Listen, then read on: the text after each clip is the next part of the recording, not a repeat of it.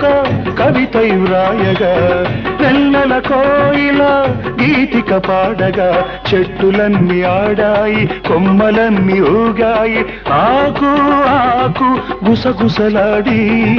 ఉత్తరాలు రాశాయి